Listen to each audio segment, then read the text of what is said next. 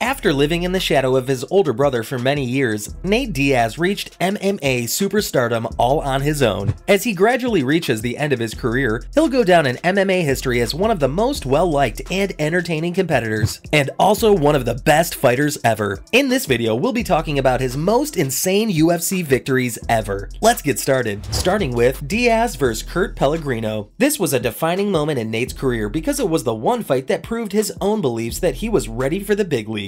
Diaz appeared to be at a stylistic disadvantage when he faced with famed grappler Kurt Pellegrino. Not only was Batman a skilled wrestler, but he was also a black belt in Brazilian Jiu-Jitsu. But Diaz didn't care about that. Despite being defeated in the first round, he came out firing in the second. He even managed to land a judo throw on his opponent. When Pellegrino returned the favor with a slam, Diaz shocked him by locking Kurt up in a flawless triangle choke. Pellegrino was in big trouble right away. And as he was about to fall asleep, Diaz offered UFC fans a picture that would define him for the rest of his career. He flexed at his opponent and then flicked him off right as he submitted. It was classic Diaz, a rare mixture of talent and bad attitude, and to say it embarrassed Pellegrino would be an understatement. Then we have Diaz vs. Donald Cerrone. Leading up to the fight with Diaz, Donald was riding a 6-fight win streak. Now, Cerrone was considered as one of the most friendly competitors in the UFC, a man who'd shake hands with his opponent both before and after their fight, despite displaying brutality inside the octagon. That's why Nate Diaz's decision to flip him off and knock his cowboy hat off during the pre-fight stare-down at the UFC 141 weigh-in came as a complete surprise to him. When they entered the cage, it was obvious that Cerrone had been affected by the gesture. Even flipping Diaz off in return didn't ease the cowboy down. Cerrone made the fatal mistake of trying to trade blows with Diaz, one of the UFC's sharpest hitters, and was immediately hurt in the first round. For 15 minutes, Nate Diaz beat the brakes off Cerrone and was always 2 steps ahead and in control. Diaz then simply tried to annoy him for the majority of their 3 rounds, as well as cracking his jaw in the process. Cerrone suffered a humiliating defeat despite landing a few powerful leg kicks during the fight. In short, Diaz got into his head, threw him off his game, and benefited from it to the fullest, scoring one of the biggest victories in his UFC career. Following that, let's look at Nate Diaz vs. Michael Johnson. It was difficult to predict what would happen when Diaz returned to the UFC to fight Michael Johnson in late 2015. Diaz hadn't fought in the UFC in over a year, and he hadn't won in almost 2 years. Rafael dos Anjos had destroyed him in his previous fight, abusing the Stockholm Slugger with leg kicks and even landing the better punches. Johnson definitely planned to replicate that game plan and won the opening round of the fight by using his quick footwork and landing leg kicks just like dos Anjos. But by the second round, everything changed. Diaz began to taunt the menace. Johnson fell into Diaz's trap right away and grew furious, trying to fight fire with fire. Any technical advantage that he had was immediately lost when he decided to trade punches with Diaz, whose longer reach allowed him to land the more powerful blows. Johnson's defeat was devastating, not just because he lost to a fighter who hadn't fought in a year, but also because it looked like he had lost a fight he was winning because he had let Nate enter his head. It was a big win for Nate as he got to put up an entertaining fight. Coming up next, Diaz vs. Takanori Gomi. Gomi is one of the most famous fighters in MMA history and a legend in the lightweight division, but Diaz was able to make him look almost amateurish. The fight between Nate and Takanori Gomi at UFC 135 acted as a dividing line between the younger and older Diaz brothers. Nate managed to move entirely out of Nick's shadow and establish himself as a top competitor with great ease. Gomi, who had defeated Nate's brother Nick in Pride 33, was outmatched from the first bell on. Nate proved himself to be a serious star in just 4.5 minutes, completely dominating Gomi on the feet before finishing him off on the mat with an incredible armbar. His boxing was on point right from the get-go, and Gomi literally couldn't respond. Many people expected Diaz to win this fight, but we doubt anyone expected him to shut down Gomi the way he did.